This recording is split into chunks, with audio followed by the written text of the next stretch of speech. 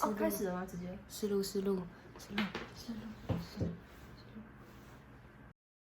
大家好，我是台湾人，我今年22岁，我是汉人跟原住民的混血儿，我叫黄千柔，同时也是扔阿雷亚桑纳拜，我是双性恋。大家好，我是台湾人，我今年也是22岁，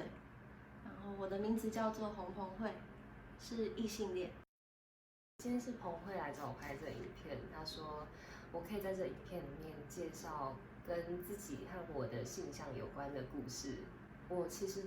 一直以来，从我很小的时候，大概幼稚园的时候就知道，我是可以喜欢女生的。其实小时候我有一个同学，然后他是长得有点像你的一个幼稚园的同学，然后他就是就是小时候都绑双马尾啊，然后头发都卷卷的、白白的，很可爱。对，好像。然后头发都卷卷的，然后那时候我有意识到，我对他好像不是只有友情的那种想法，就是觉得想要更加一步的想要保护他，对他会有怜惜的心态，想要抱抱他、亲亲他啊，那种想法。那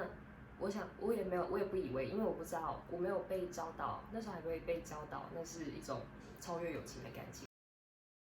第一次遇到反弹的时候，是我真的交的第一个女朋友。我把她带回我家之后，就几次之后，我爸看出一点端倪，然后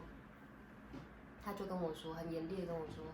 怎么不去找一个正经的男生交往？那，他是反对的，我知道。那我其实也不会觉得特别觉得难过，因为他的生长环境跟他所受的教育背景，就是会让他讲出这种话，而且那个观念是深根蒂固的。那我妈是一个非常自由的人，然后我跟她说这件事情的时候，她说我就知道你有一天会喜欢女生，然后也并不阻止我去做这件事情，然后就是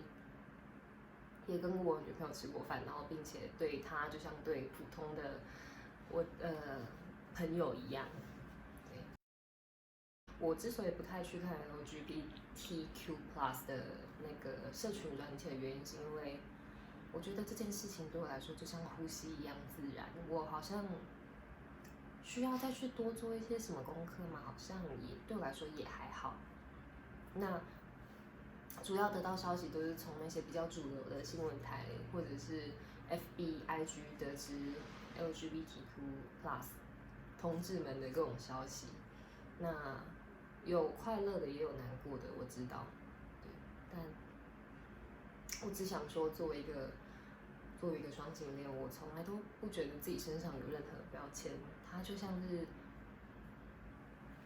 牵在我身体上自然长出来的东西，并不会让我感到不舒服，而且我周遭的人也没有因此而感到不舒服。就是我的故事。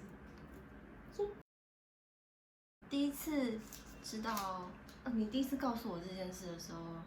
应该是我们高一、高二的时候。然后其实呢，那个时候的我就是对于 LGBTQ+ 这一块，其实并没有完全没有涉猎，所以我那个时候就想说 ，OK， 那应该只是就是千柔她在她的成长过程、摸索自己人生的过程中的一部分吧，或者是说那就是一个青春期的东西。但是后来就是随着也算是因为台湾同性婚姻的合法，就是有像把这件事情搬上了台面，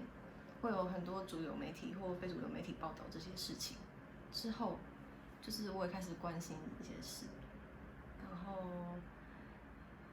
加上看到了这个 channel 的视频们，然后让我意识到，就是我开始会对千柔有一点担心，因为为什么会担心呢？因为我觉得虽然就是现在同性婚姻合法了，但是我觉得它有很多不足的部分，就是它是一个很不完备的法律，这个社群所追逐的，并不是所谓可不可以结婚这么简单的东西，而是基本人权，就是我能够基本的在这个国家跟一般的人一样，就是被法律保障的权利，就是各个方面，不管是举凡医疗、财产，或是任何形式，一般的就是一般的保障。